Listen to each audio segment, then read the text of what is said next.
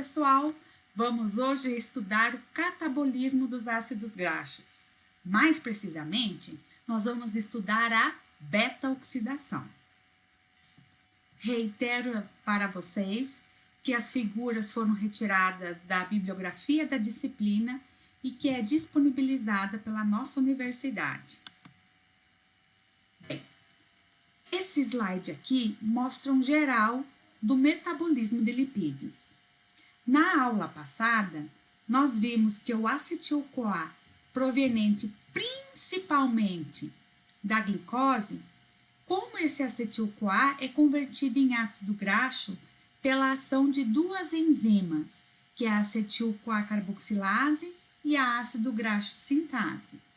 E nós também vimos como esses ácidos graxos, eles são convertidos em triacilgliceróis. Se for no tecido adiposo, esse triacilglicerol lá sintetizado é armazenado. Se for no fígado, esse triacilglicerol sai do fígado na forma de uma lipoproteína, que nós chamamos de VLDL. Bem, na aula de hoje, nós vamos fazer o caminho inverso. Nós estudaremos como os triacilgliceróis armazenados no tecido adiposo, ou então advindos da alimentação, como que eles são convertidos em ácidos graxos e como esses ácidos graxos geram acetil-CoA, que pode então ir para o ciclo do ácido cítrico e em excesso, em situações específicas, como esse acetil-CoA será convertido em corpos cetônicos. Vamos todos ter uma ótima aula. Bem, os triacilgliceróis, eles constituem a fonte mais concentrada de energia química do corpo, certo? E aí, esses triacilgliceróis, eles são quebrados pela ação de moléculas, de uma enzima que nós chamamos de lipase, tá? Em ácidos graxos e glicerol, tá? Aqui, por exemplo, nós temos, um triacilglicerol, então um glicerol com 3 ácidos graxos que podem ser iguais ou diferentes. Então, aqui nós temos, gente, um triacilglicerol que pela ação de lipases é convertido em ácido graxo e glicerol. Então, aqui, esse ácido graxo, ele é oxidado a acetil-CoA e ainda esse glicerol é convertido em gliceraldeído 3-fosfato, que tanto pode ir para gliconeogênese lá no fígado ou então para via glicolítica, tá bom?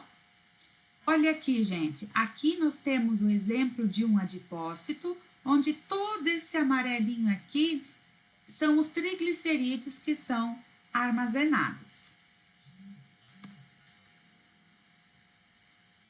Então, da onde que vêm os ácidos graxos para a beta-oxidação? Eles podem vir da nossa dieta.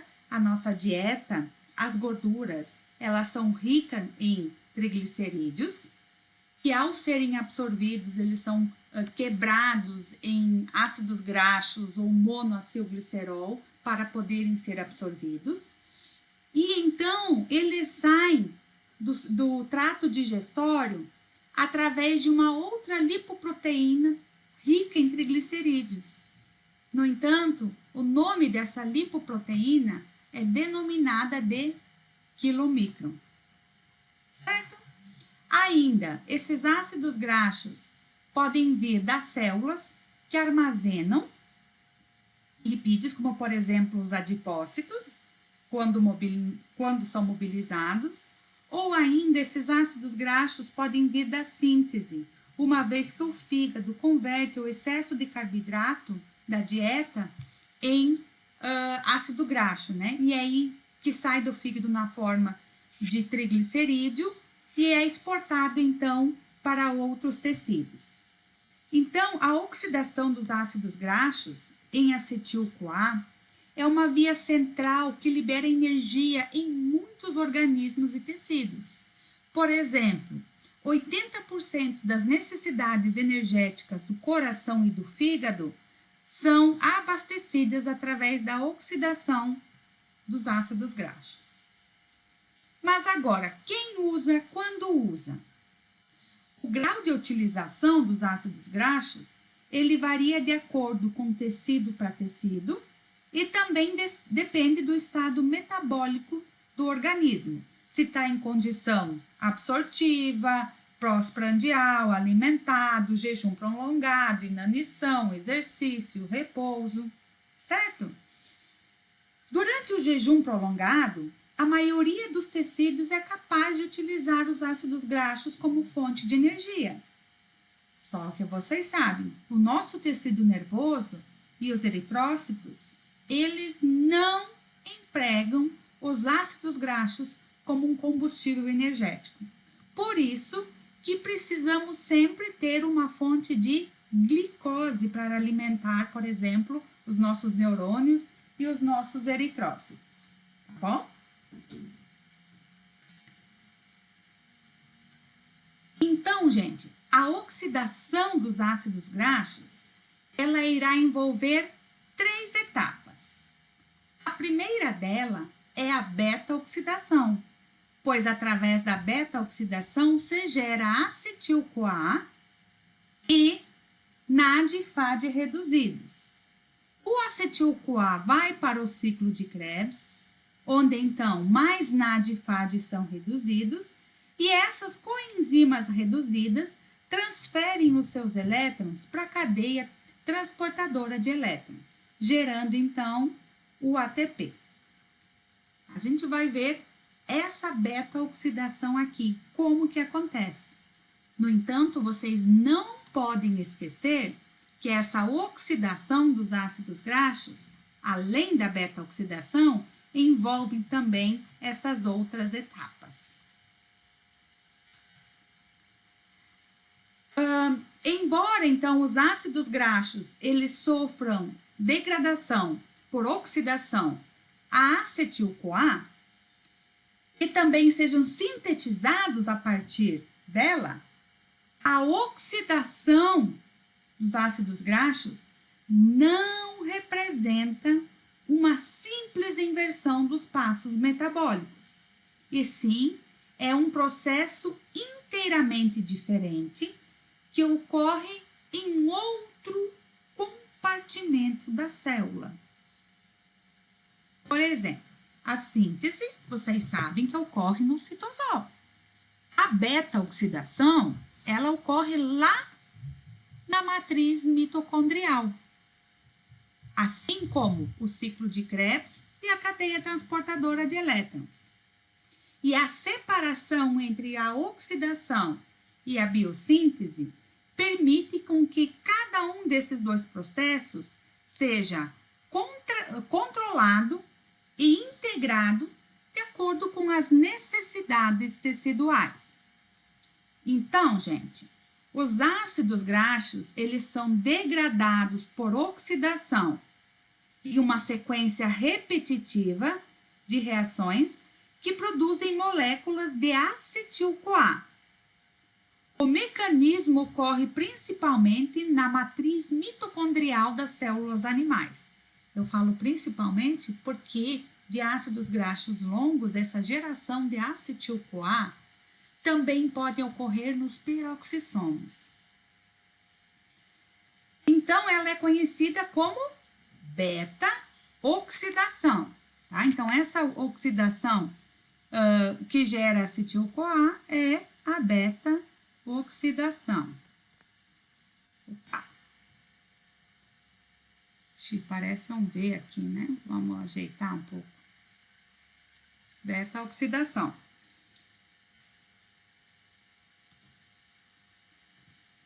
Não consigo ajeitar, tudo bem.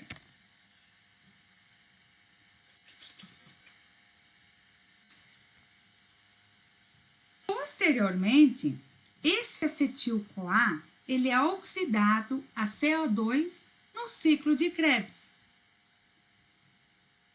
Certo? E esse NAD e FAD que são reduzidos no ciclo de Krebs e produzidos aqui na beta-oxidação, eles transportam seus elétrons para a cadeia transportadora de elétrons, né? Por exemplo, lá no fígado, a energia liberada pela beta-oxidação, ela é empregada para dirigir a gliconeogênese, tá bom? Então, gente, não vamos esquecer que essa beta-oxidação, ela acontece, aqui, esqueci, na mitocôndria, tá? Na matriz mitocondrial, porque é aqui na matriz da mitocôndria que nós também temos o ciclo de Krebs e aqui nas cristas a cadeia transportadora de elétrons. Bem,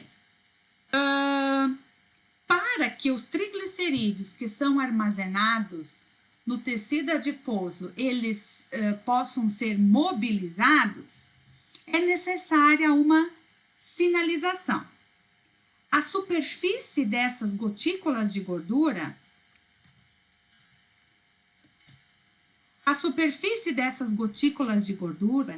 ela é revestida por proteínas que são chamadas de perilipinas, que é uma família de proteínas que restringe o acesso das gotículas de lipídios, evitando então que haja uma mobilização prematura desses lipídios, certo? Então, aqui estão essas proteínas.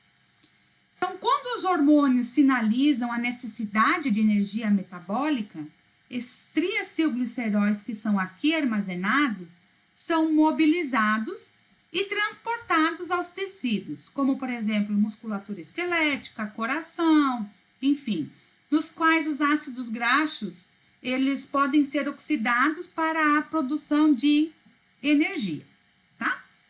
Então, durante o jejum, exercício vigoroso em resposta ao estresse, esses triglicerídeos que são armazenados são hidrolisados em ácidos graxos e glicerol pela ação de uma lipase, que eu falei anteriormente. No entanto, a lipase que fica aqui no adipócito, dentro do adipócito, que vai quebrar esses triglicerídeos, ela tem um nome específico, que é lipase sensível ao hormônio, ou lipase hormônio sensível, tá bom? Então, os hormônios adrenalina e glucagon, que são secretados em resposta a baixa glicemia, o que eles fazem? Eles atuam no seu receptor, do tipo proteína GS, ativam a adenilatociclase. Essa adenilatociclase converte o ATP em AMP cíclico, que então ativa a pKa. Essa pKa ativada tem dois alvos, ou seja, ela irá fosforilar duas proteínas. Uma delas é a lipase sensível ao hormônio, então estão vendo aqui, e a outra, o outro alvo dessa pKa é essa perilipina, essa proteína aqui que recobre a gotícula de gordura. Quando a perilipina ela é fosforilada, ela muda a sua conformação e passa a permitir a entrada aqui, ó, da lipase fosforilada dentro da gotícula de gordura para quebrar aqui o triacilglicerol em ácidos graxos e glicerol. Certo? Então, a pKa, ao fosforilar a perilipina, ela muda a sua conformação, permitindo a entrada da lipase hormônio sensível. E a lipase hormônio sensível, quando fosforilada por essa pKa, também tem sua atividade muito aumentada. Então, essa enzima ativa, ela entra nessa gotícula de gordura, que agora é permitido, e quebra o triacil e quebra esse triacilglicerol, tá bom? O que acontece, então, com os ácidos graxos? Esses ácidos graxos, eles saem do adipócito e vão para a corrente sanguínea, se ligando a uma proteína, que é a albumina. E aí, então, esse ácido graxo ligado à albumina chega nos tecidos alvos, como eu já falei, coração, músculo esquelético, fígado, tá? É alguns dos exemplos. E esse glicerol, então, ele vai no fígado. Vocês sabem que o glicerol, ele também é um substrato, um precursor de glicose pela gliconeogênese, tá certo?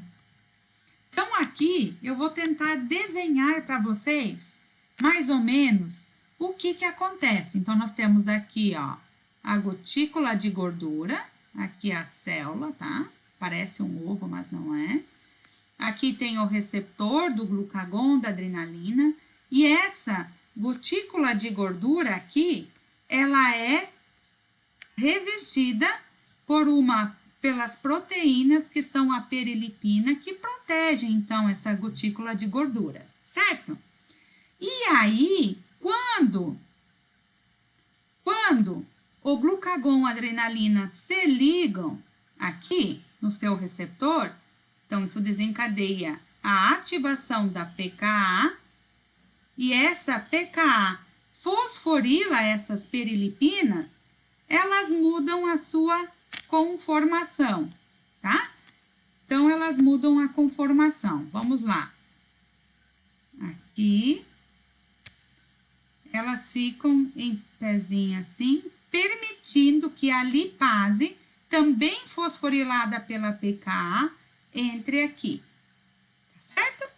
E aí, então, os triglicerídeos, eles são quebrados em ácidos graxos e glicerol. Gente, desculpa aqui, mas é só para vocês entenderem um pouco mais. Glicerol. Tá? O glicerol vai para o fígado e os ácidos graxos atingem os seus órgãos-alvos ao irem ligados ao sangue com a albumina. Tá bom? Então, é isso que acontece. Então, aqui mais uma vez para reforçar para vocês essa mobilização dos triacilgliceróis ou triglicerídeos que são armazenados no tecido adiposo. Olha só, quando a gente tem, então, glucagon, adrenalina, epinefrina, eles estimulam a adenilato ciclase, né, que converte o ATP em AMP cíclico, que ativa a pKa. Essa pKa vai fosforilar essa lipase sensível ao hormônio, ativando ela, certo? E aí, então, quando a insulina é liberada, essa insulina estimula a desfosforilação dessa lipase sensível ao hormônio, tornando, então, essa lipase desfosforilada inativa. Além do que, além da insulina estimular essa fosfatase, ela também inibe, a sinalização da insulina inibe aqui a adenilato ciclase, né? Diminuindo, então, os níveis, a concentração do AMP cíclico. Então, a insulina aqui age em duas frentes, diminuindo a atividade da lipase sensível ao hormônio, tá bom? Então, aqui é só para reforçar para vocês que eu quero colocar que ela está ativa quando está fosforilada. No próximo vídeo, então, a gente vai ver como esses ácidos graxos, quando chegam aos tecidos alvos, eles entram na mitocôndria e são beta-oxidados.